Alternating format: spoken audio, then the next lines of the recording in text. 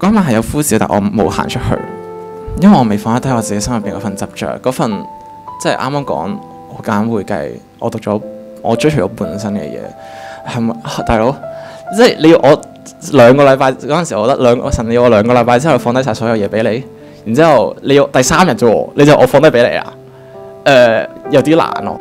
嗰一晚係我沖緊涼嘅時候，我跪低咗喺度祈禱，我話我唔知點算啊神，我唔知我以後會點，我唔知我會唔會後悔做呢個祈禱。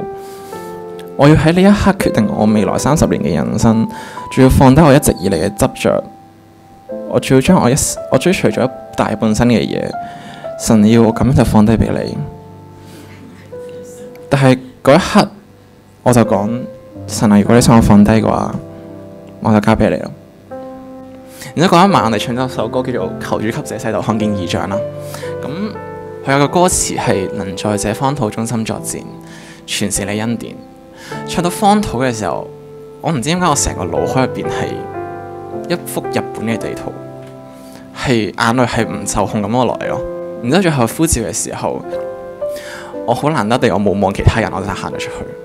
我覺得神好似對我講緊最後有句嘢我寫咗，我覺得好中意，就係我計劃唔重要咯，你願唔願意交俾我？要行噶咯喎，唔可以翻轉頭，唔可以翻去你自己原本生活緊嘅地方。然之後我就話好咯，咁行下咯。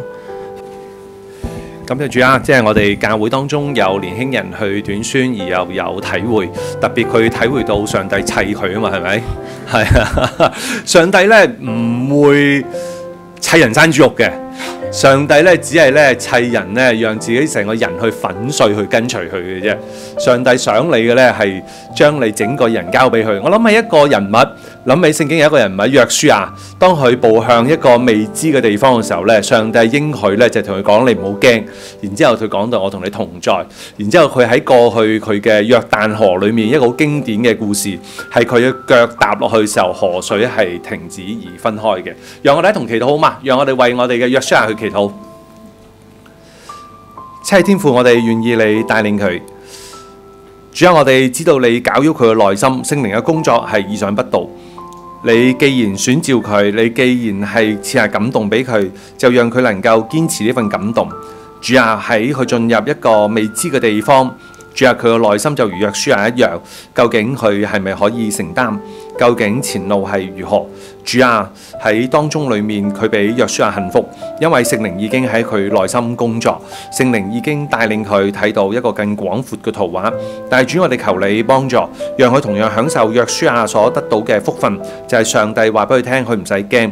話俾佢聽喺前面嘅道路上高，佢放膽行落去嘅時候，河水係會停止而分開。主啊，求你幫助佢。主啊，佢或許有好多嘅計劃，但係求主你幫助，使到佢見到嘅係上主嘅圖畫。主又繼續幫助佢，讓佢嚟緊佢想安排準備去日本嗰個嘅，即係我哋叫做一個短期宣教嘅時候，主就為佢開路。主你就讓佢進入呢一個陌生嘅地方嘅時候，主就讓佢喺當中裏面勢如破竹，就如約書亞一樣，使到佢喺呢個地方裏面所做所行盡都亨通。